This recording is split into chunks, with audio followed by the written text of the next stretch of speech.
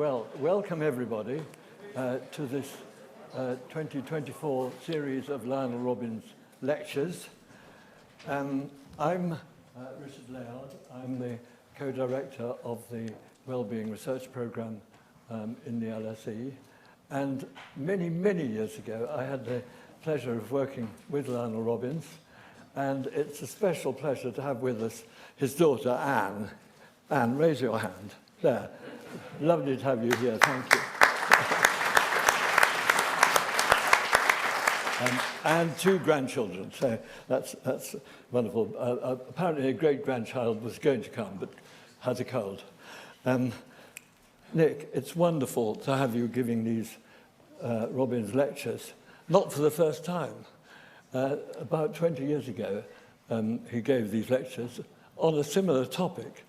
But of course, the topic has become more and more serious as time has passed. Nick has greatly helped to make the topic more serious. And it just seemed the time to revisit it at this crucial moment in the history of the world. So, just a little on his history. He studied maths at Cambridge. He studied economics with a PhD at Oxford. He was a professor at Warwick, and then we got him here. But then he left and became chief economist, first at the EBRD, then the World Bank, and then the Treasury, where he wrote the famous, or with others, he led the famous Stern Review, which is one of, perhaps the most important publication that has come out in the whole debate about climate change. Eventually, Nick came back to us in 2007 as I.G. Patel Professor of Economics and Development and Chair of the Grantham Institute. So lovely to have you giving these lectures, Nick. Nick will talk for about 45 minutes, and then there will be a welcome comment from Emily Shuckburgh. Now, she is Professor of Environmental Data at Cambridge. She's a former member of the British Antarctic Survey, which is kind of intriguing. And she's also been, as I found this in Wikipedia, co-author with King Charles of the Lady Bird book on climate change. So who could be better? So after Emily's comment, we'll then have half an hour for questions from you and from the online audience that I should have also said welcome to when we started.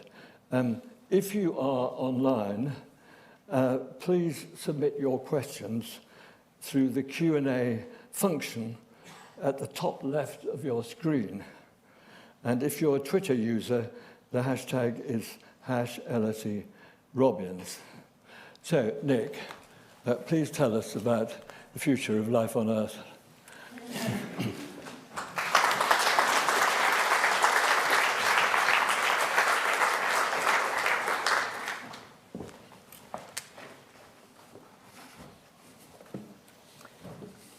So thank you, Richard.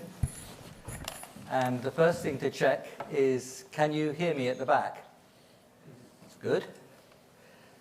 The next thing to check is whether the slides work, and they do. So, suitably relaxed. Let me begin with some really deep-felt thank yous. Thank you to the Lionel Robbins family and Lionel Robbins committee, Richard Layard, for inviting me to do these lectures. And Lionel Robbins was a huge figure in so many ways, but particularly for us at the London School of Economics in the building of the economics department. Not only did he write his wonderful works, which I hope you're familiar with, but he also hired von Hayek, he hired John Hicks, Nicky Kaldor, Arthur Lewis, Ronald Coase, some of the very biggest names in the history of our subject.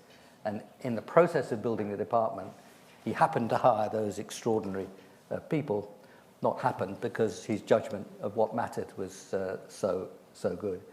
In relation to what I'm talking about today, he was very much a person who understood the importance of entrepreneurship, of investment, of innovation, and of expectations. Indeed, the Austrian School of Economics is really quite close to a lot of his work.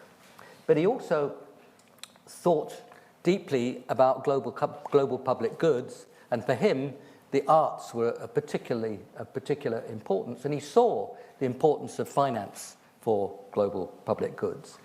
And further, through his ideas on education, in which he expressed quite explicitly, he saw a common humanity in the right to advance yourself, to invest in yourself, to shape your future through education, and that the state had a duty to help you along that way. And that was very much a notion of common humanity and a right to development, which will run through much of what I have to say. So I feel very close in many ways to Lionel in terms of how he might have seen this whole set of issues had he been with us. I also want to thank so many different groups of colleagues. I can't name them, but in the Grantham Research Institute, in Stickard, in CP, Department of Economics, in Brookings, who I've been working closely with. Thank my co-authors, some of course who are here today, and from across the world, from Zhu Min in China through to Amar Bhattacharya and Joe Stiglitz in the United States, and everybody in between, including in large measure all the collaborators in India, a place very special to me. I'd like to thank those who got the Grantham Research Institute going, particularly, of course, Jeremy Grantham, who gave us the support, and the ESRC. And finally, to Delphina, Godfried, Eleanor Subrayan, Roberta Pierre Federici, and Eva Lee, who helped so much in putting these lectures together. And I'd like, since I'm talking about growth, to pay a special memory to and respect to Bob Solow, who died in December last year, absolutely at the core of economic growth, someone with whom I discussed these issues at great length and had a huge influence on me as an individual and as an economist. So those are the thank yous, and they're deeply felt. Let me now move quickly, and I'm going to go pretty fast through what I have to say. Let me say that the slides for all three lectures are already on the website of the Grantham Research Institute and of the Centre for Economic Performance. I'm not going to go through the slides in detail, but they are intended to be read independently of the lectures. So go back and have another look if you want to. I'm not going to go through each slide in detail. We'd be here for a very long time. But let me give you the basic storyline before launching into the detail. Why is this a growth story? Well, basically, the climate crisis requires very strong reaction, and at the heart of that reaction must be investment in the new, investment in the clean. At the heart of that reaction has to be systemic change, the way in which we run our cities, the way in which we use our land, our energy systems, our transport systems. This is about investment, innovatory investment, of course, and it's about systemic, structural, technological change. Investment is at the core, and that investment, if we do it well, and we can think about how to do it well, that investment will drive a new growth story. A growth story of the 21st century. I'm talking about growth over the next 2 or 3 decades. I'm not talking about growth forever. I don't think I quite understand what growth forever means. And remember Woody Allen, I don't know if you're allowed to quote him anymore, but he said, eternity is a long time, especially near the end. And this is a story of growth and transformation in investment and innovation and systemic change over this next 20 or 30 years. So that's why it's a growth story, and it's a much better growth story than the one that went before. It's a growth story with cities where you can move and breathe and be productive, ecosystems which are robust and fruitful, much more resource efficiency than what went before, of course much healthier than what went before. So this is why I'm talking about the growth story of the 21st century. I do not want, great though the rewards are, including fundamentally, of course, the avoidance of the catastrophe of unmanaged climate change, great though the rewards are, it's not going to be easy. It's going to be rapid change, it's going to be a big investment and on great scale, and there'll be dislocation. So it will not be easy, and there will be pushback. So we have to recognize that whilst this is a tremendously attractive story, it's hard. And we have to put ourselves to work to understand just how we can help make that happen. What kinds of policies, institutional structures can deliver this growth story that we clearly need. So that's, if you like, an underlining of why the story that we're going to tell is in large measure one of economics, politics, and the social sciences. The biggest barriers to creating the growth story that I've described are in those areas. And the technologists actually are doing a pretty good job in creating the technologies that we need, and they'll go on. Of course, the policies that we're talking about will encourage that process. But the real obstacles to generating this growth story, this new way of doing things, lie in economics, politics, and society. That's why we have a duty as social scientists, particularly as economists, which is my particular trade, but why as social scientists we have a duty to really home in quickly on these issues, because time is not on our side. This decade is absolutely decisive. In lecture 1, I'm going to lay out, that's today, I'm going to lay out how we got here, the nature of the challenges and the crises that we face, and the kinds of analytics we're going to need, particularly in ethics, economics, and politics, to take on those challenges. And I'll set out the agenda for rapid change and the beginnings of the growth story. Tomorrow is particularly for the economists, but tomorrow is the new growth story, what it looks like, what it involves, how it happens, and the dynamic analytics of what we have to, the dynamic analytics that we have to create in order to understand that properly. And I'll have some challenges to my fellow economists along the way. It will involve policies and institutions, and indeed a different view of the role of the state from the rather naive view of the role of the state that blossomed, particularly amongst economists, but not only amongst economists in the 1990s. So that's lecture 2. Lecture 3 will be about the international side. This is par excellence, a global issue. All countries everywhere have to be involved in this story of transformation. And how do we generate those international collaborations? What kind of international collaborations do we need? And I'll pay particular attention to the area I've been working on intensely over these last few years, which is finance.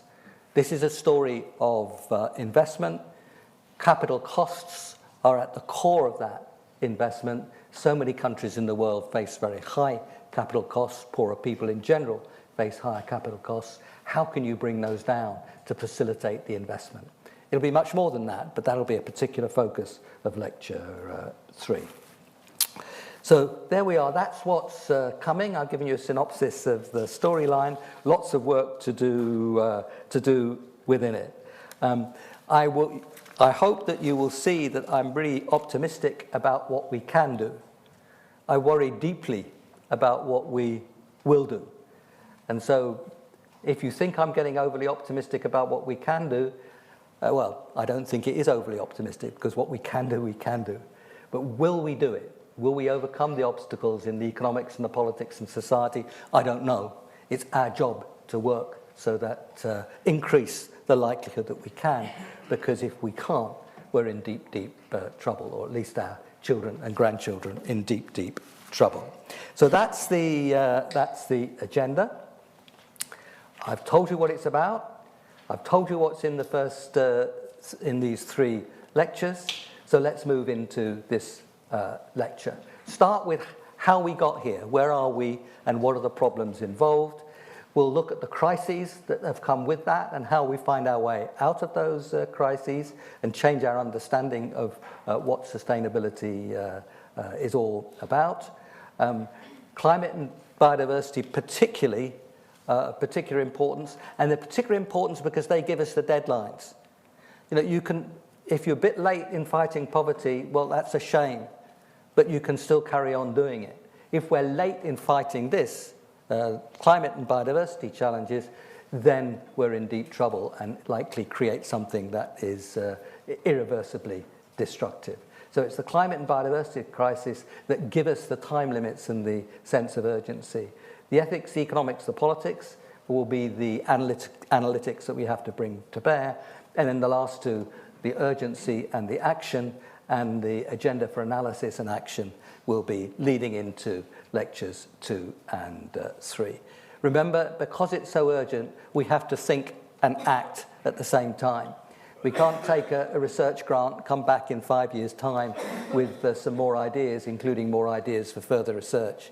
We actually have to get on with it and get on with it now. And that's the challenge of economic policy in general, to act and think at the same time, but it's particularly acute here because of the pressures of time. So let's look back now over this last 70 years since the Second World War. We've seen remarkable change. Income per capita times 4, population times at least 3, total income times a factor of around 13 in those 70 years, with, of course, given the dirty use of energy in creating that extra output, huge pressures on the environment. But still very high, very rapid increases in living standards, very sharp falls in poverty around the world. Very strong increase in life expectancy, more than 20 years, from the 47 or so to around 70. That's quite extraordinary in terms of human history, increase in education and so on. It's been a remarkable change over 70 years, but because of the pressures that it's brought on our environment and in more recent times, particularly around social cohesion, it's a big success, which we have to recognize, but carrying with it all kinds of problems. Also, if we look within it, we can see that that progress differs greatly across the regions, much less strong in Africa, for example, on life expectancy and mortality. A lot of the people who have been lifted out of poverty are vulnerable to falling back in, as we've seen through COVID. And the big advances in democracy and in decolonization that we saw in those 50 or so years after the Second World War, we've started to see become eroded in the last 20 years with a much greater fragility than we might have anticipated 20-some years ago. What have been the ideas behind this story as we've tried to understand growth and change? Well, Roy Harrod focused our attention on investment, Bob Solow on technology. Investment and technology, economists have seen right through this period as absolutely critical. The wonderful work of Ken Arrow on learning by doing got behind that technological change, and that has started to transform the idea and our understanding of growth. And our colleague Philippe Aguillon here has taken that forward, bringing Schumpeter's idea of creative destruction to the understanding of technological change. But the story behind development in economics has in large measure been the accumulation of capital and technical progress, including within technical progress, the improvement in human capital. That's been the story. But now, as I've already emphasized, we have to focus much more strongly on structural and systemic change and technological change in terms of how it works through the structure and the systems, much more focused on those issues, systemic and structural, than we have in the past in economics. And of course, the environment itself will play a very powerful role in shaping what we can and what we can't do. When I started teaching development economics in the 1970s, structural change and system change was actually very much part of the agenda. In many ways, the great Arthur Lewis, in his theory of growth, he was thinking directly of systemic change, structural change, as you move out of subsistence agriculture into a more advanced system. It was central to the ideas of Indian planning associated with the name of Mahalanobis, who was talking about machines to make machines. Right through that early period of development economics, there was a very strong emphasis on systemic and structural change. The reaction about sort of steering and planning came in the 1970s, certainly in India, and it really came to a head in many ways in the market fundamentalism and the Washington Consensus of the 80s and particularly of the 90s. That did have some effect in pushing things in a direction of entrepreneurship and productivity, but it also carried with it a lot of serious issues around instability and inequality and social cohesion. Interestingly, the two countries that accelerated the most with the move towards entrepreneurship, private sector, and dismantling of some of the tools of planning were India and China, but of course they never swallowed, either of those countries, the market fundamentalism story. What they did recognize was the importance of the market and entrepreneurship, but that's very much less than the whole hog of the market fundamentalism that was there in the 90s. Of course, the rise of China itself has been enormously important in terms of taking people out of poverty and changing the structure of the world's economy, changing trade, and of course a very rapid rise in emissions associated with very rapid growth driven in large measure by coal. So that, if you like, was a very rapid run through 70 years of history, but it's very important to understand it because that's how we got where we are. We've now got to grapple with a whole series of crises associated with that history. We have degraded forests and land, a radical fall in the amount of the earth covered by forest, and a radical change in the quality of those forests. Degraded land across the world, disrupted marine systems, declining species, and the number of deaths caused by air pollution is just enormous. Outdoor air pollution kills 3 to 9 million people a year. It's very difficult to put a precise number on it, but that's huge. The number of people who die per year is not much over 50 million. So to have that amount associated with air pollution, and of course that doesn't count all the lives that are maimed and distorted through the health problems associated with pollution. And it's increased the risks of pandemics.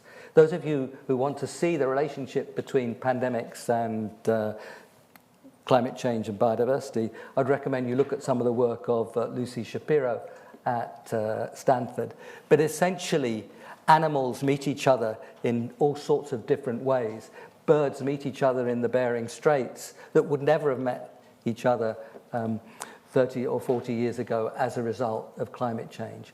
All kinds of viruses get exchanged and developed. Human beings, of course, moved much deeper into the territory of animals than before. There is a very close connection between the challenges of pandemics and the challenges of climate change and biodiversity. In this story, we've also seen pressures on social cohesion. Roughly speaking, within nation inequality went down for much of the 20th century. Roughly speaking, from the First World War to the 1980s, within country inequality, I'm generalizing, of course, across countries, did go down. But in the last 20 or 30 years, it has started to move in the other direction. Certainly in our own country, in the United States, very sharply through the 1980s. Not surprisingly, some connection there with the market fundamentalism that was part of that story. In the last 20 years or so, we've seen a decline in trust in terms of confidence in institutions. Last 20 years or so, we've seen a decline in press freedom. So we've seen in this last 20 years a reversal of some of those political advances and the strength of our democratic institutions, and a reversal of social cohesion in terms of what's happened to inequality of income and wealth. I'm talking about within country income and wealth. Across countries, you're still seeing the poorer countries growing faster than the richer. So across countries, there's still some movement in a positive way around the reduction of inequality. But the social cohesion and the fractiousness and the difficulty has been associated, I think, in large measure with the way in which inequality has developed within countries. This is a sort of rather sad story of the crises that we've experienced over time, but these are the crises of the last 15 years or so. And you can see that many of those things, not all of them of course, but many of them have been associated with the environment, and many of them associated with this rise of political difficulty, mistrust, less faith in institutions that we've seen over these last 20 or so years. I obviously can't go into great detail on this one, but it's very important to recognize that positive story of the better part of those 70 years is now increasingly a story of difficulty and fractiousness, and that is going to make life a bit more difficult to create the kind of international collaboration that we need on climate. But I do think that if you can find your way to collaborate on one issue, then you're going to do better in collaboration on other issues.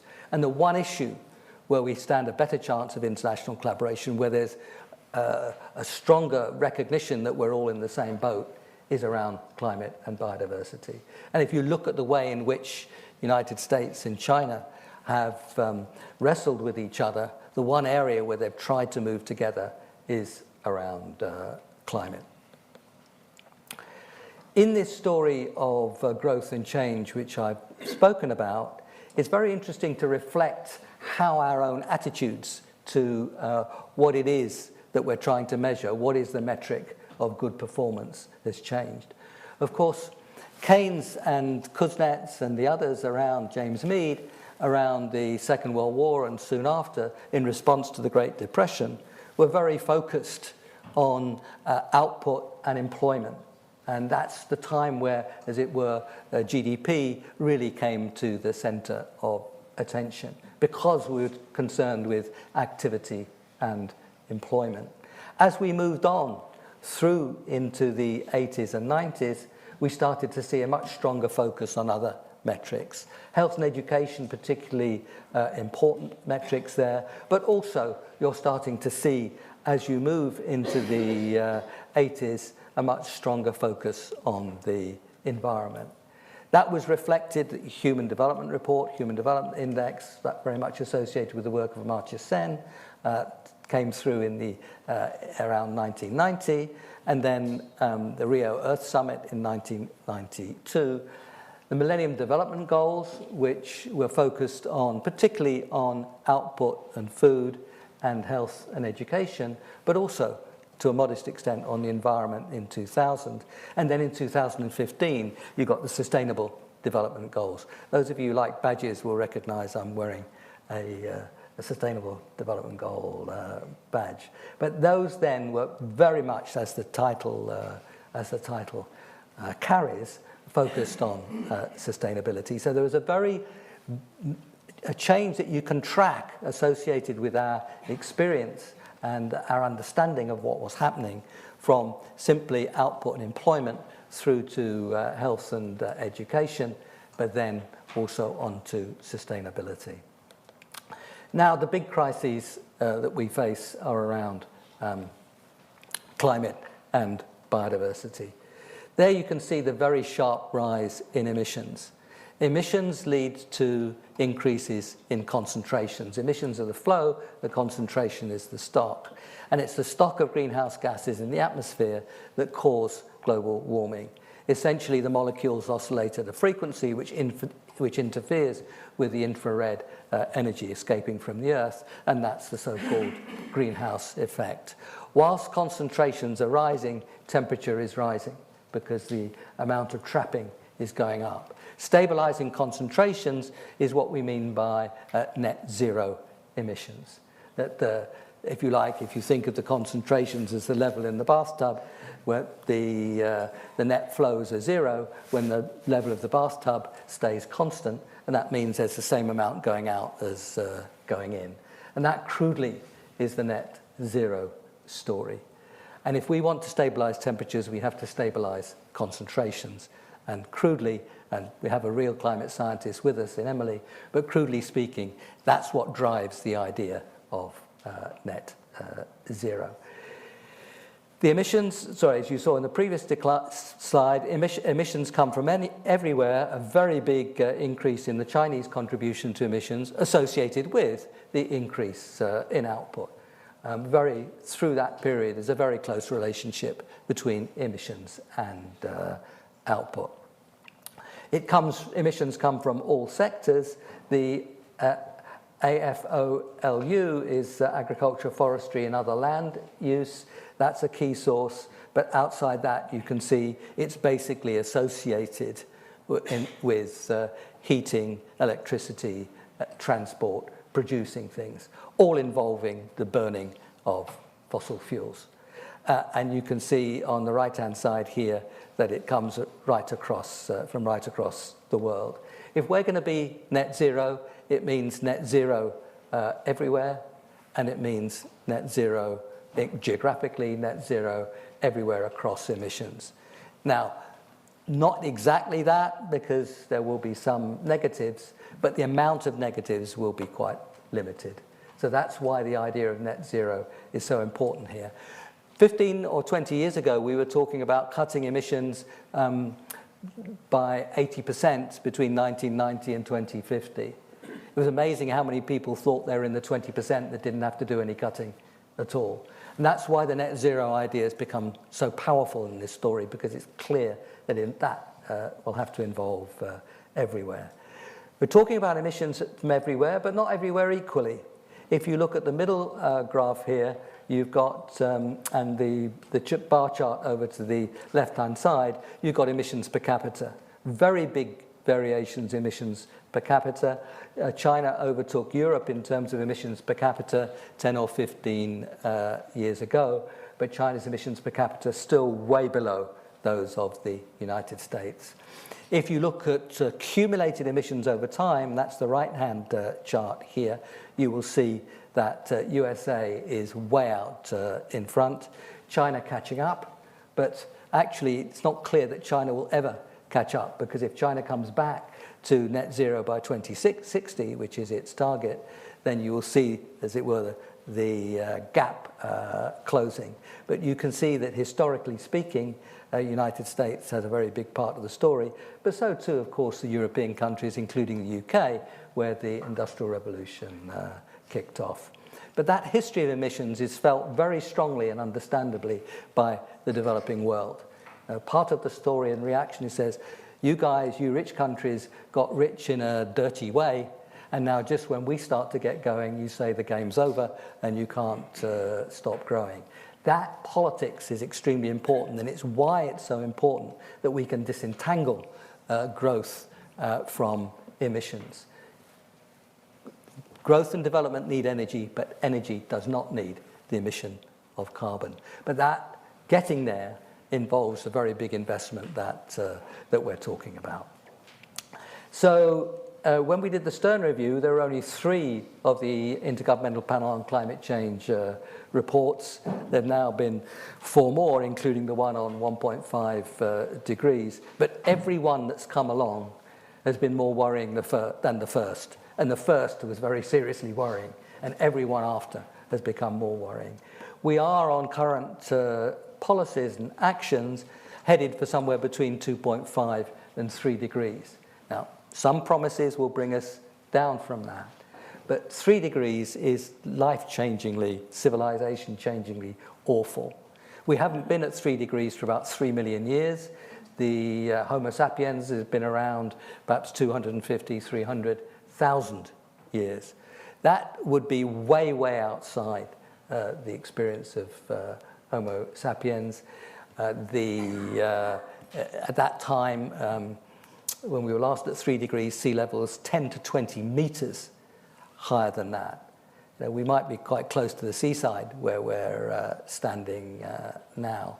This is, and remember how much of the world's population lives close to coasts. It would be absolutely transformational. And of course, the intensity of extreme weather events and the intensity of heat of a kind that human beings couldn't survive outside would be really intense at anything like a 3-degree world.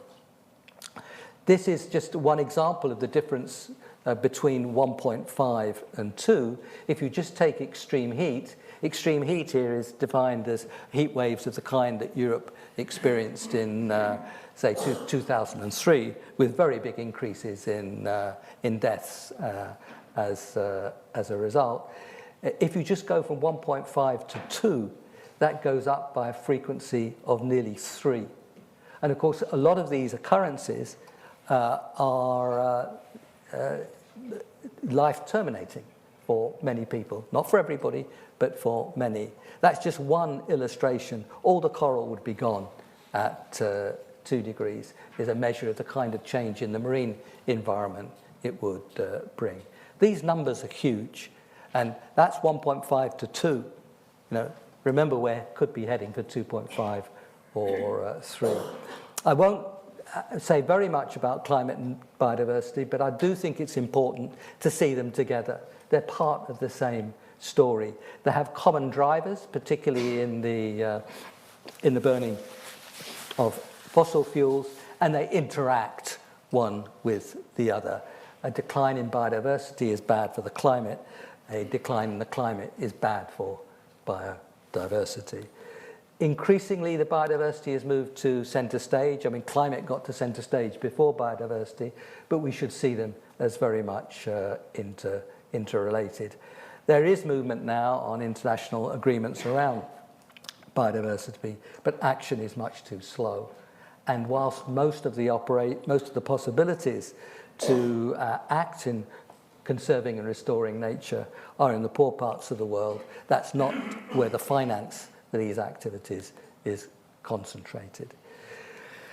So here is the paths that we need to follow. The green path is one of emissions for 1.5, the yellow for 2, and you can see that we're nowhere near those paths. We have to accelerate, and that means action, as I've shown, across the whole of the economy and the whole of the world. We can see, given what's happening to us at 1.2 degrees where we are now, and the risks of 1.5, that we're going to have to do a whole lot of adaptation along the way. It's not just a story of cutting down emissions, fundamentally important though that is. The changes that we're already experiencing are going to do big challenge for adaptation and resilience. Fortunately, as we'll see tomorrow, a lot of what we need to do for adaptation and mitigation and development are wrapped up together. I mean, mangroves, just one example, restoring degraded land, decentralized solar, public transport. Those are all mitigation, adaptation, and development wrapped up together. But the adaptation side of the story has to be big, given what we've already created. So that's the end of the story of the crises that we have to deal with and how we have to respond. And these are the dimensions of the response. Innovation, dealing with market failures, internationalism, particularly around the multilateral development banks, and managing a just transition where the dislocation involved in the change we're talking about is really significant. So let's move to the analytical story of dealing with the kinds of issues in change which I've just described. And let me start with the whole idea of sustainability. Sustainability is offering opportunities in terms of potential well-being to future generations which are at least as good as our own. Most definitions of sustainability are something like that. I prefer to do it in terms of opportunities.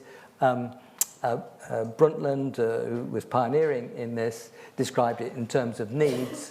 I find opportunities more easy to understand than needs. And essentially, it's about what we're offering to future generations in terms of those opportunities. It means, in that sense, seeing a common humanity between our position and their position. a shared equality, if you like, in terms of opportunity between our generation and the generations to follow. In most Western philosophies, going back here, I've got, Kant and Paine and Mary Wollstonecraft and Rousseau, all from the 18th century, seeing that idea of the common right to development. And it's, of course, enshrined in the Declaration of Independence itself, the pursuit, equal in people's right to pursue life, liberty, and the pursuit of happiness. That's about the right to development, the right to shape your own life. In the language of Sen, it's shaping one's own life in terms of what you have reason to value. And that seems to me the fundamental ethical basis of sustainability. It's common right across Aristotle and Kant and Paine.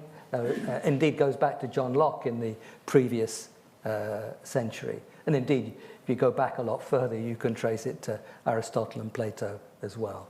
This is a very deep idea of common humanity and equality of rights to development, which for me, in large measure, drives, and I'm very far from alone in this, but most people, I think, who are thinking about sustainability drives the importance of it home in terms of what we think about what human beings have in common.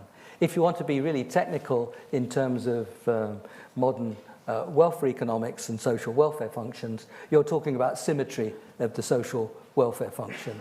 If one utility is associated with Smith and the other utility is associated with the name of Jones, and you just swap them over, but otherwise it's still the same set of circumstances. In other words, there's still a person who has the consumption pattern and everything else that was called Smith, except he's now called Jones, or she's now called Jones.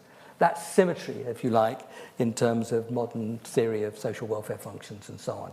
But that's a technical one. The deeper story, I think, is the common humanity. So that's the idea of sustainability takes us to goals, sustainability goals and metrics.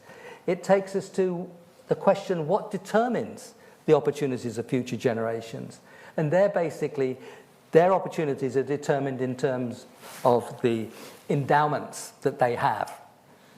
Physical capital, human capital, natural capital, and social capital. The physical and the human capital has been in our growth story as set out in economics for a very long time.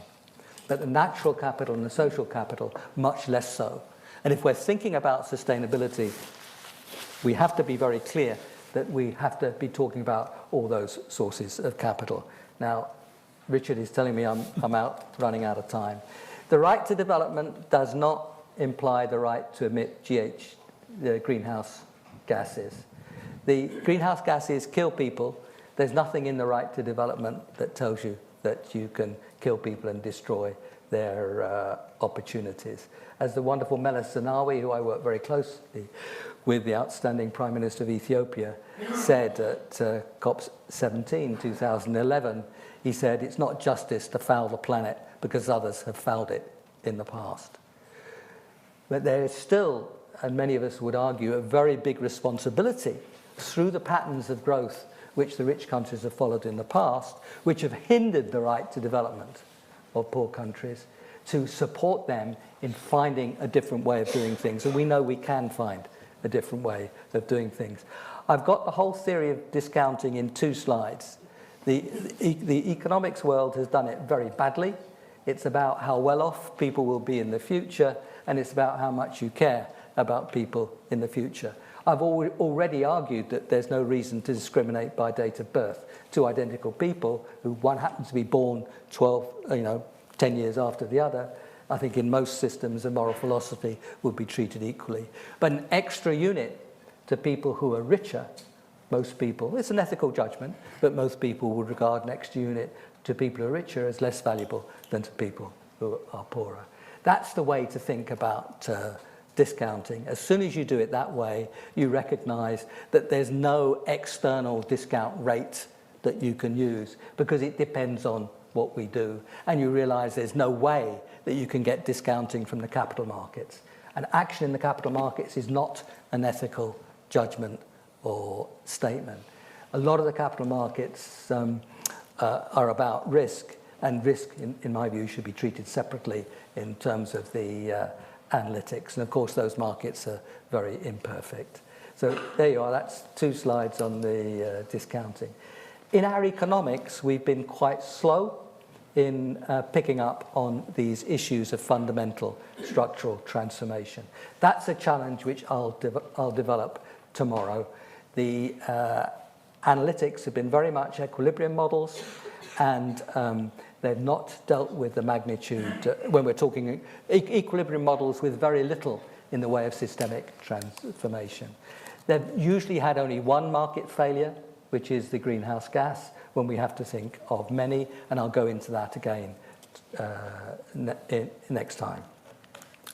So the politics that we have to, I've spoken about the ethics, the economics, and the politics.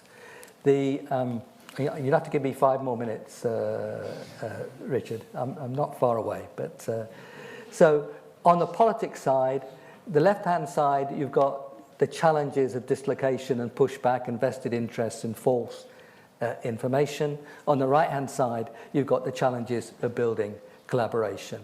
Both parts of that story, of course, involve real challenges to our ability to handle politics. Not impossible, but we cannot pretend that it's going to be easy.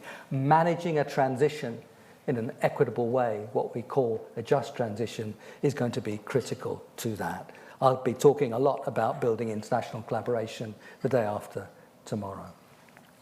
So this is where we are after looking back, thinking about the crises that we face, thinking about the analytics that we need.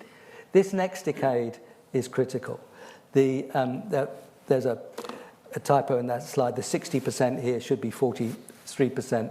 If you go to your slides on the website, that's corrected. And I should say, if anybody else finds errors on the slides or inconsistencies, please let me know. That one's a typo, but it's already corrected on the website. But basically, what I wanted to emphasize here is that this next 15, 20, 30 years will see a doubling of our infrastructure. It will see, over 25 years or so, a doubling of income, and it will see a doubling of our urban population in about 30 years. If we build that infrastructure, if we grow in this next 20 or 30 years, anything like how we built our infrastructure and grown in the past, then we will be in deep, deep trouble. We really will be heading for a 3 degrees world. That's a measure of the sense of urgency. Those things which we know are going to be built, those investments which we know are going to take place, have to be done in a very different way. And because of the time we've lost, the investment rate has to go up. So it's a very big investment story with a number of my colleagues, Amar Bhattacharya and others, and Veera Songwe. We've tried to quantify what those investments look like. We're talking about an increase in the investment rate now of 2 or 3 percentage points in the world, 4 or 5 percentage points in much of the developing world. We have to act strongly now because we've acted so slowly in the past. Why have we acted slowly in the past? Because there's been there's been the idea that somehow there's a horse race between growth and development on the one hand and climate action on the other.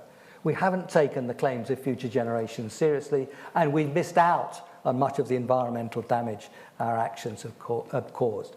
The cost of capital, remember this is all about investment, for many developing countries the cost of capital is far too high. The difficulties of managing the dislocation. The vested interests have been pretty good at pushing back in this area, and most recently we've had tension and friction internationally. Those are the reasons why we've moved so slowly, and those are the kinds of things that we have to overcome in our economics and politics and society and international collaboration. So here's the agenda. This is what we're going to be talking about tomorrow and the next day. This is what we have to tackle as a world. We have to share a discussion about what it is that we value, what our objectives are, and build metrics on the back of that. Sustainable Development Goals, one example. We have to have an analytics in economics and the social sciences, which is all about rapid change. And we're going to have to bring different perspectives to the table. There's no way we're going to get by with one model. We shouldn't try. We're going to have lots of different kinds of perspectives that we bring to the different parts of the challenge, and then we have to put it all together with wisdom and judgment. These are the areas that we have to bring our analytics to. Expectations, investment's all about expectations. Lionel Robbins, Hayek, Keynes, they made that absolutely centre stage. We've got to tackle the just transition. A lot of the problems of investment are associated with the big debts that developing countries face, some of those particularly associated with COVID. So these are the areas where we have to bring our analytics to bear. So we've got the agenda. We know what we're trying to tackle. We can see the kinds of investments and systemic changes that we have to bring about.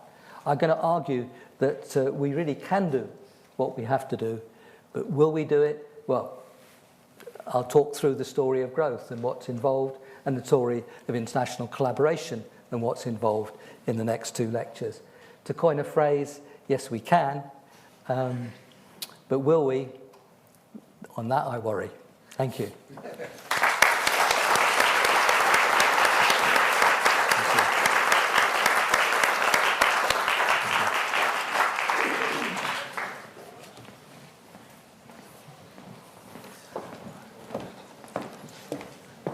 Nick, what a wonderful sweep. What an incitement to come to your next lectures. Thank you so much. So, Emily. Thank you. Well, thank you very much, Nick. This first lecture of Nick's was very much about, if you like, diagnosing the challenge. And so what I thought I would do is say just a few words from a climate scientist perspective about diagnosing the challenge to complement what Nick has already outlined. And there's really two key messages that I want to provide. The first one is that in many ways, I would argue that climate change is happening faster than we probably realise. Some of you may remember Al Gore's film, The Inconvenient Truth, and towards the beginning of that film, there was an analogy of a frog being slowly boiled in water and not realising that it was being boiled. And I would suggest that in some ways, that's what's happening to all of us.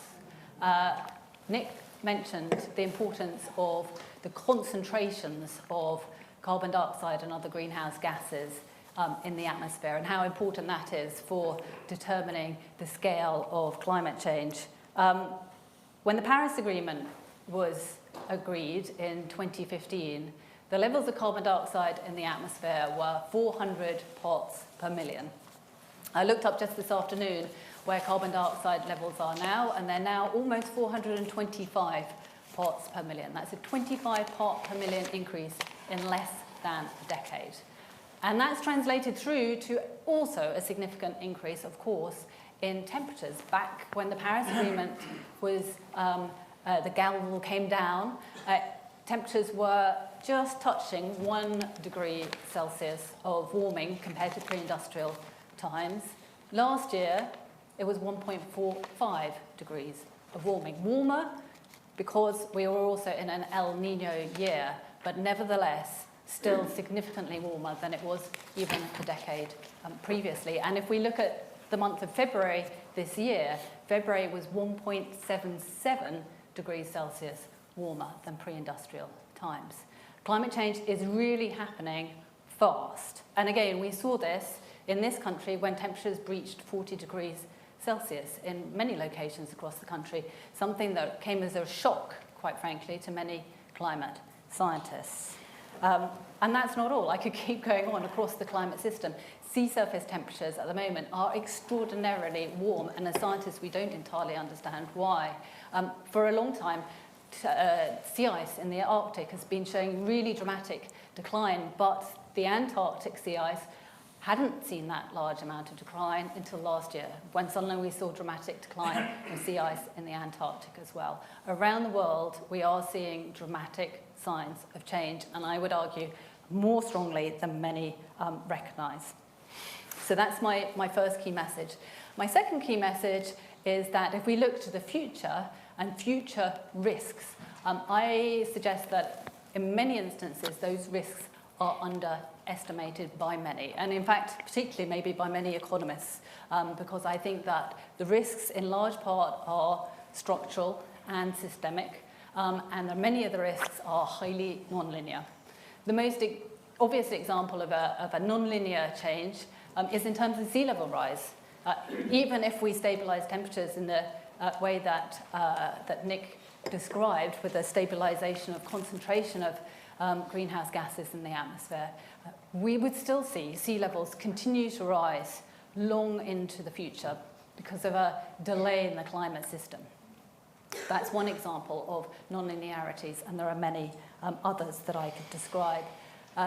One of the ways in which the IPCC, the Intergovernmental Panel on Climate Change, characterizes the risks of climate change is in a summary diagram that's been put together over the last 3 of the IPCC assessment reports, which sometimes is called the burning embers diagram, sometimes called reasons for concern.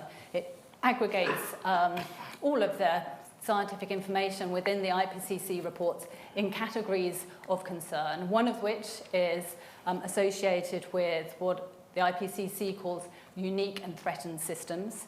Nick gave one example of such a system of coral reefs, where significant damaged coral reefs is already observed, and if we start breaching 1.5 degrees Celsius of warming, then the very existence of coral reefs starts to become threatened globally. But another key category in terms of those reasons concern is around tipping points. And again, Nick mentioned some of these. He mentioned the risk of the integrity of the ice sheets in the polar regions. And when he described in the past that when the world was around 3 degrees warmer than it is today, compared to pre-industrial times, in the distant past, sea levels were some 10 meters higher than they are today. That is because in that distant past, in that warmer world, the ice sheets in Greenland and West Antarctica were not intact. That shows very clearly that there is a risk of the integrity of those ice sheets as we warm the world. And there are many other tipping points that we're aware of in the climate system, from the Amazon rainforest, switching from a rainforest into a much drier, low tree state, or tipping points in terms of the ocean circulation, tipping points and feedbacks associated with methane, either stored in the frozen land in the Arctic or in tropical wetlands. All these things could lead to very dramatic changes that have potentially existential risks to either parts of the natural world or indeed to societies. The second key element that is a real characteristic of climate-related risks is that they're highly networked. There's a good example at the moment of very low water levels in the Panama Canal, which is having global consequences in terms of supply chains. And those low water levels thought to be partly a consequence of the El Nino conditions, but also partly a consequence of climate change. Many other examples of networked risks. We also know that many climate-related risks can have cascading impacts. There were very high temperatures, almost 50 degrees Celsius in British Columbia in 2021, resulted in extreme wildfires suddenly bursting out. You might have remember seeing some of the devastating images of that. And then just a few months later, there were severe floods, which were that much more severe because they were heavy rainfall on very parched land and the water couldn't drain away. That's just one of many examples where you start to get these cascading effects where one climatic change creates the environment where the next climatic change is that much worse.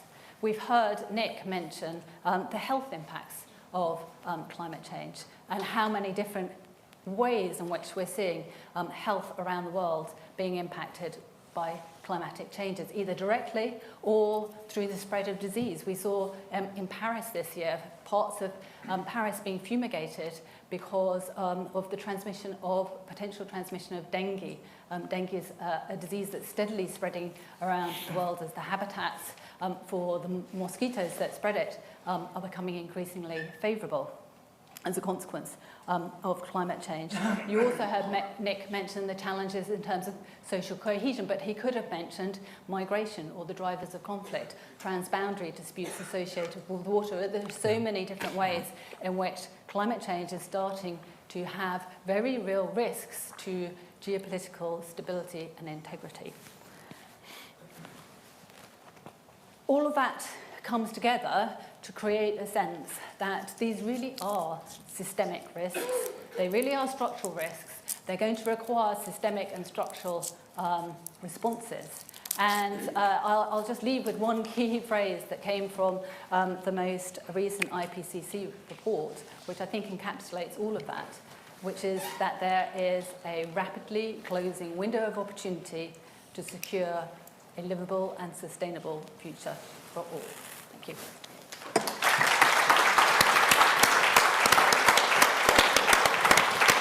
Thank you so much, Emily. Now it's your turn. Who wants to speak? I'd like to ask a question. Please say who you are and ask a question. Better wait for a microphone. Sorry? Should I wait for the microphone? I'll sit down.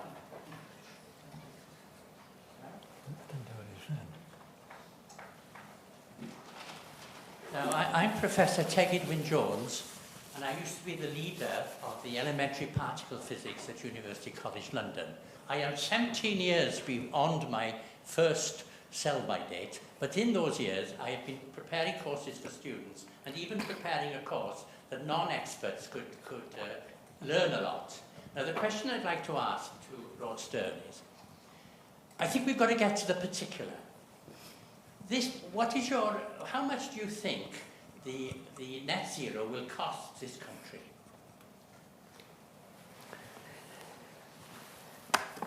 I think that's the wrong question. Oh, very good. So what is the correct question I should be asking? How do we get to net zero? Yes. What are the investments that are associated in doing that? What are the systemic and structural transformations that are involved? Yes. Well, let's ask And then we can ask ourselves, and I've with my colleagues answered that question, that we have to invest in the UK another 1 or 2 percentage points of GDP. Yes, I believe you're we have to. Why don't you let me try to answer? Yeah.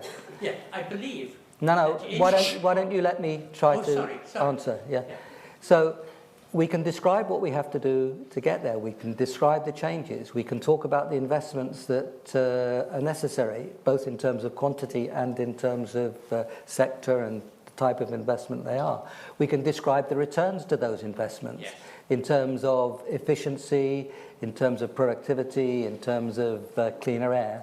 And then we can look at what's involved, and that's the way we ought to be asking our question. Well, let me ask you a question. Sorry, I think we'll move on to the next person. I do want to please, we'll move on to the next person. Well, this is supposed to be an academic discussion, which I wish to continue. And you can continue it afterwards, please. Hand the thing to the next person, please. I have no intention of doing that. I'm going to ask my question with a question to you. No, you have to be fair. We can talk about it afterwards. Hand it over to the next person, please. Well, let me make one comment. You have claimed in a previous paper that the cost of the transition in the United Kingdom is £50 billion a year based on the climate change figures. Do you agree with that? I've talked about investing another 1 or 2 percentage points of GDP. That is about. The 2% would be about 40. Yeah, 2% would be about. So this is investment. You don't seem to understand what my answer is. Then this is about investment with very powerful returns. It's a serious intellectual mistake to see an investment as a cost when that investment brings all sorts of other benefits with it. But we should not. But I think you should know of a very serious new development, which I will now repeat. Sorry, we'll have to do this at the end. Hand over the thing, please, to the other. To the next person. No, you've had one. Okay. Thank you, David Shuckburgh. Seeing the name Trump in one of your slides, Nick, and striving to be optimistic, is there a scenario where the costs of renewables and all clean technology have fallen to the extent where it doesn't matter so much who's in power? I mean, can the transition happen regardless of the febrile politics here and the prospective politics in the United States? Thank you. Up to a point, yes. The clean is already cheaper than the dirty, and I'm going to talk about this at some length tomorrow. The clean is already cheaper than the dirty across around 25-30% of emissions. If we run forward the way in which technology is moving in different parts of the economy, the clean will be cheaper than the dirty in 8 or 9, 10 years' time across perhaps 70% of the emissions and activity. That's again something I'll go into more detail, and that has changed the facts on the ground. And the Texans are investing a great deal in wind and solar, not necessarily out of altruism for the climate, because it's cheaper. That depends enormously on the cost of capital, because a lot of this is about moving capital investment up front and, of course, saving on the costs down the track of fossil fuel inputs. But the cost of capital is critical. And in the rich countries, it's much lower than in the poor countries. So one of the main barriers, as I argued, to investment in the poorer countries is the cost of capital. But there's lots we can do about that. And that's what development banks are for, and it's what the IMF can help. There's a great deal of ways in which we can bring down the cost of capital. But the key is the clean being cheaper than the dirty, which is your question. And I do think that that is sufficiently strong and sufficiently entrenched that investment in renewables will go on even if he's elected. Thank you. A little bit of optimism there. Yeah, there are all sorts of other things that he could mess up. Yes, of course.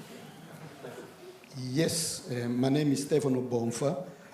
I am from Oxford Sustainable Development. I strongly believe, Professor Stern, with the principle.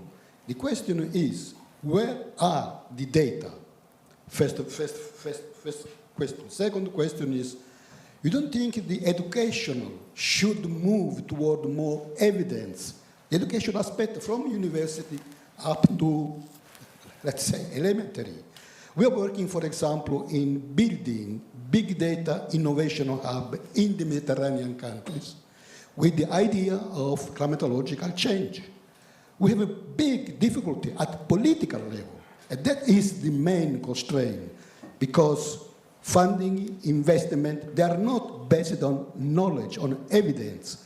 So the question is, I would like to see more an observatory of data, not observatory of climatological reports, where then this become a knowledge and this become a really, let's say, a motivation for bottom-up approach in adaptation of climate. Thank you. Thank you. Everything that Emily and I have been talking about has been evidence-based, whether it's the science or the technology or the cost of capital, which I've been talking about. It's evidence-based. Do we need more evidence? Always. Do we need to act on the evidence we've got already? Yes, we do. And I think that's the way we have to advance. There's a whole collection of slides with all the references that I made in the main body of the slides. And Emily's been working away on the science for many years. But we have to collect our evidence and we have to act at the same time. We can't wait until all the data is in. Having said that, I do think that we've had a bit of luck. We haven't had much luck, but we've had a bit of luck in the sense that the artificial intelligence surge has come just when we've needed it. And the interaction between the green investment and artificial intelligence is going to be helpful. Why? In the discovery of technologies, for example, in fusion and materials. Why? In terms of running big systems. If you're trying to run a big energy transport city system, that kind of approach will be helpful. So I think that's one positive part of the story. But if you ask, do we wait until all the data is in, then no. Do we collect much more evidence quickly? Yes. And but we have to act on what we've got. Can I maybe just... No, you should. Yeah, can I just Emily, add one key thing there on the adaptation in particular, because where there still is, I think, an evidence gap currently is in terms of really understanding climatic change at a local level.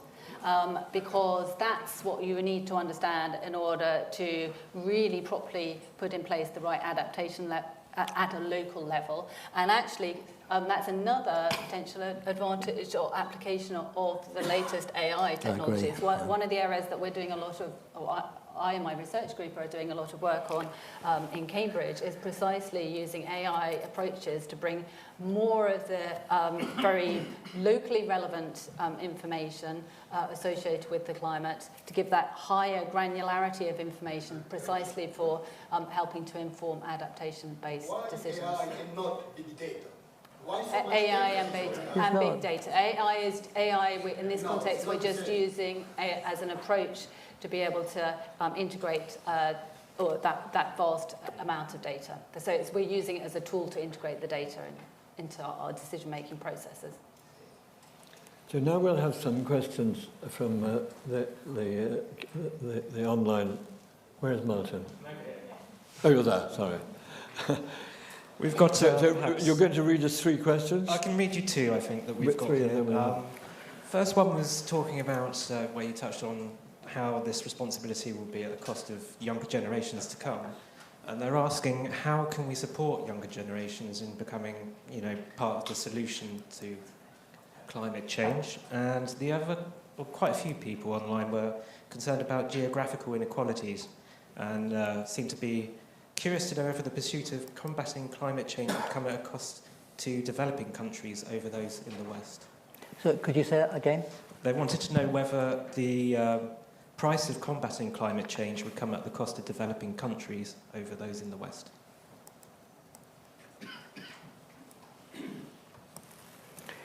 One thing you can do to help younger generation is send them to London School of Economics, where we teach and work on this, and to Cambridge, let it be said. But I think young people should ask of their universities, how focused are they on the big issues of our time and what intellectual inquiry can bring on the big issues of our time. There's lots that young people themselves can do.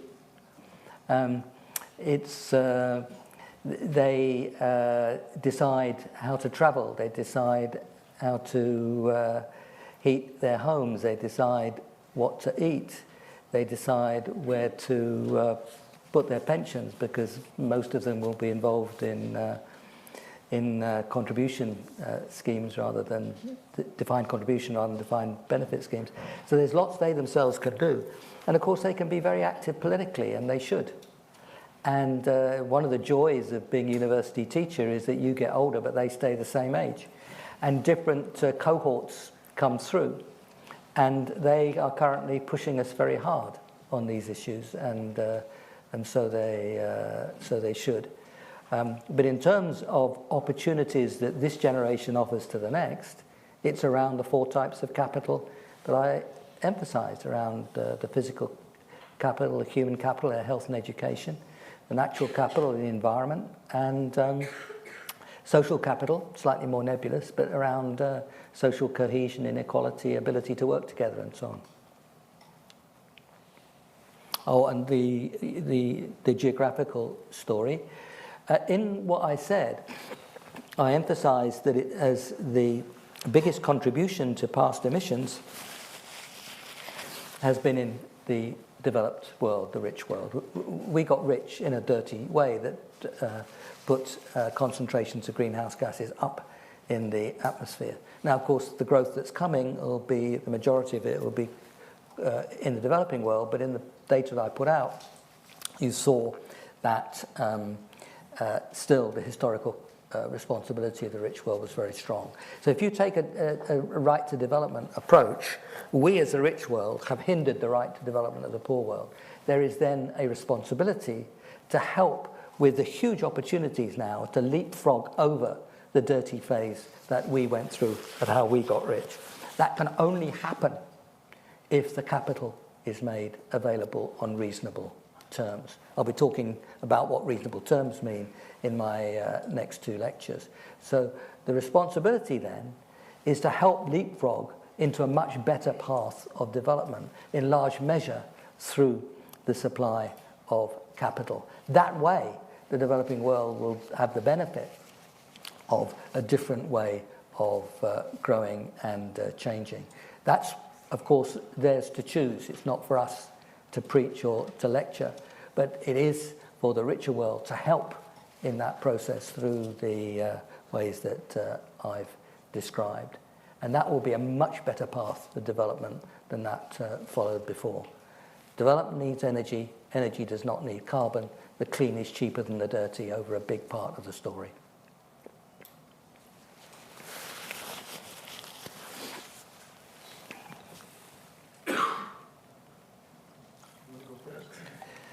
We used to have a tradition of gender balance in questions. And, hello, my name is Thomas Rice. Referring to agriculture, how important to reducing emissions do you see genetic engineering? Thank you. The transformation of agriculture will be a big part of the story. No-till system of root intensification for rice, where you don't flood the paddy field, you plant in a different way, you economize on the water, and of course if you don't flood the paddy field, you don't release the methane.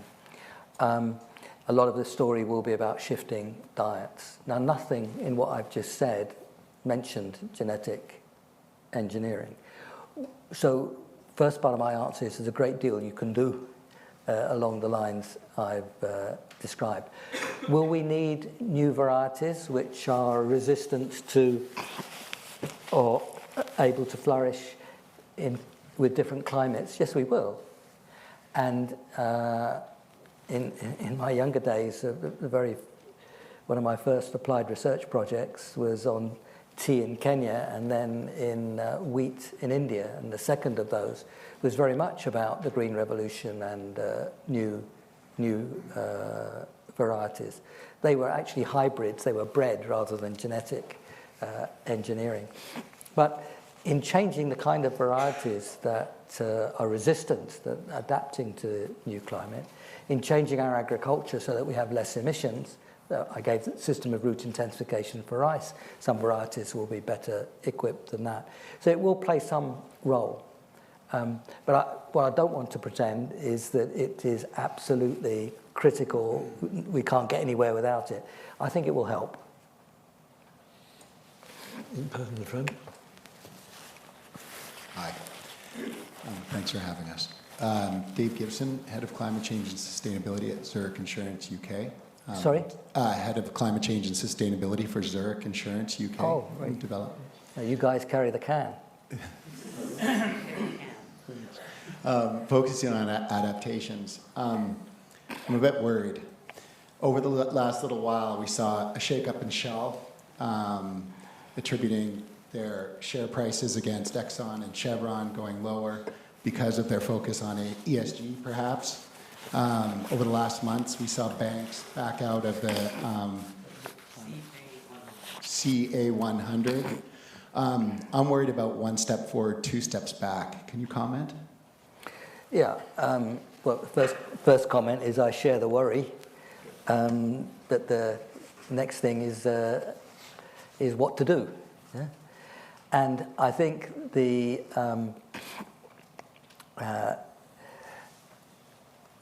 pushing for the investment in the new, really supporting investments outside those, they don't do much wind and solar yet. Strong support for wind and solar will be a big part of the story. So the first part of the answer is to encourage the alternatives. Second part of the answer is taxation. Tax carbon, have a carbon price, tax the super normal profits. And to some extent, that's what has been taking place. But subsidize, you might have to subsidize the alternatives for a bit, but encourage the alternatives. You can do a lot with sort of reducing risk and uncertainty and feed-in tariffs. and tax carbon and tax the super normal profits. You can regulate as to how much carbon you are allowed to emit. So it's going to be a mixture of encouraging the alternatives and making the dirty more expensive. And I do think that the steps that you saw amongst energy companies in BP and Shell were steps in a positive direction. And I don't believe that will necessarily evaporate. And if you look at the history of industrial revolutions, you know, a lot of the railway companies in the United States went bust. There are going to be ups and downs in this story. So I think that turn which you're describing, which is real, is, I hope, temporary. And I tried to describe some methods through which you can encourage it to be temporary. And maybe actually just coming back to the question that was online, the voice of young people is incredibly important up here and helping to keep the pressure up in terms of driving that direction forwards. There was, I was on a panel last year, the day after there was the fracking debacle vote in this country with Graham Stewart, the minister, and I was cycling into my then 9-year-old daughter into school and telling her that we listened to the Today programme in the morning, so she'd heard that there was some saga going on about fracking and so forth. She said to me, I said to her, well, I'm going to be on the panel with the minister later this morning. What do you want me to tell him? And she said to me, tell him that we're not mermaids, because 9-year-olds like that, and that we can't, we won't survive if we have significant climate change and sea level rise, and tell him that he might be the ones taking the decisions, but we're the ones that are going to be suffering the consequences. No, this is true, right? This is the intergenerational issue, certainly. And it is really important that young people's voices are heard in this whole debate. And maybe we should send some young people to go and speak to the likes of Shell and others.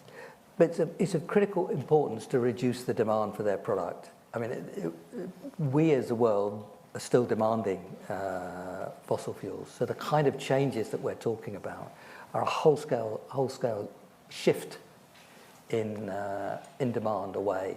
So, the examples I gave were part of that story.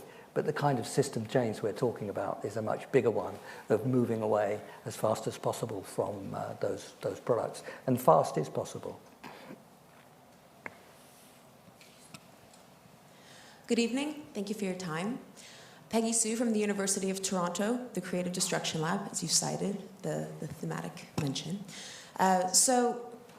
As someone who's a part of an institution, I often struggle with the reality that we charge international students significantly more than we do to those who are attending from domestic regions. With consideration to the fact that we have made it so that we've made our locales so wealthy through these dirtier processes, yet to access these education models, there is a significant financial barrier to entry. And I know specifically from North America, not just educationally, but then access to jobs, continued employment, visa challenges, borders. So what role is it that you think that educational institutions will play in helping to really disseminate this equality to the regions that we have deprived, but deprived really is a debilitating word. How is it that we listen and offer the wealth of our education to these regions so that they can show us what they would like to develop to solve their problems? I think the answer lies in large measure in finance. I mean, what we would like to have in the LSE is the ability of people to come here on the basis of quality so that we can provide scholarships to those students. So I wouldn't actually change the price. I'd change the ability to come. And that means finance, and it means scholarships, just as we have to lower the cost of capital so that the big leapfrog and doing things in very different ways can happen in terms of flows of resources which will be in large measure private sector resources, we have to lower the cost of capital, or indeed, in many ways, if we can do it through grants, to get people here who are qualified, who want to come, who could benefit from what we have to offer. I wouldn't do it by a blanket reduction in fees. Is there someone at the back who yes, right at the back. Hi, Anna Pluta, LSE alumna. What can be done to make financial markets, and specifically environmental, social, and corporate governance, ESG, more effective so as to channel the investment in the right way? I'm kind of thinking of greenwash on the one hand, and what are practical measures to improve the quality of ESG?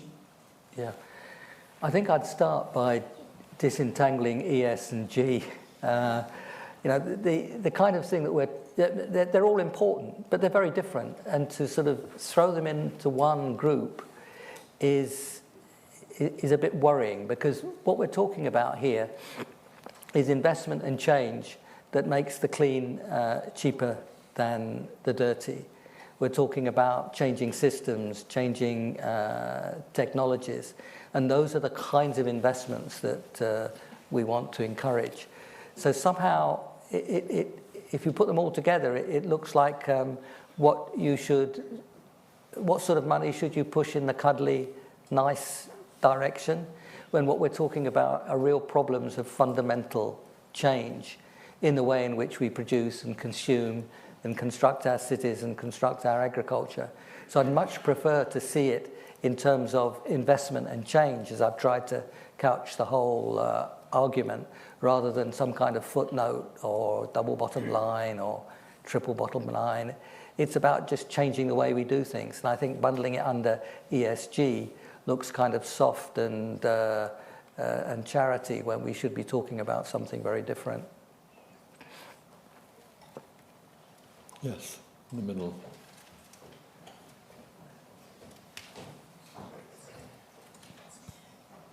Hi, this is Leah. I'm a consultant in a management consultancy in London. So I have a question to Emily and Lawson. So actually, so far what we've seen, we have seen every time during the recession time, both government and companies, they would become more consultative on doing the investment or push into the sustainability. So I wonder, what do you think about it, and what might be the solution?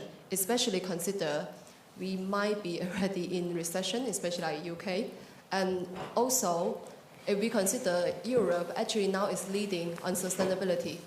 But if Europe also go into economic recession, then who would leading the change?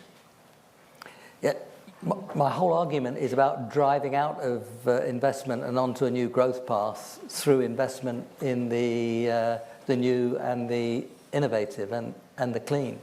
So the challenge is to increase investment through the kinds of ways which I was trying to describe, and I'll go into much more detail tomorrow about how we foster investment.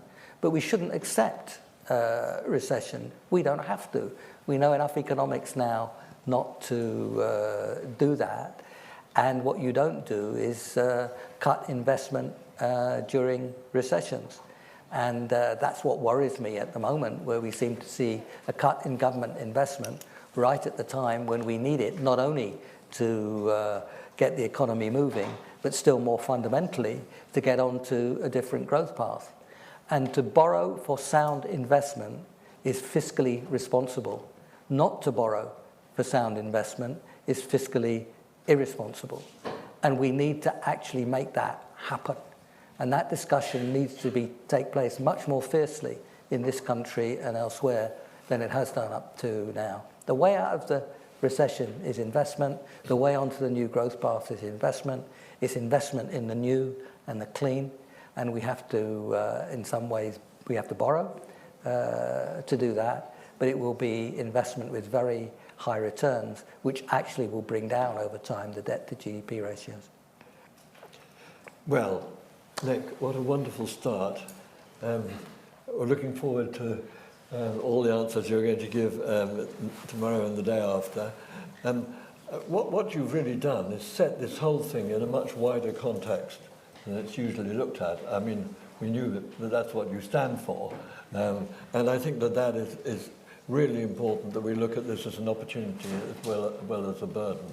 And that's really an absolutely crucial message. So please come next time, and thank you both so much for your wonderful contributions. Thank you.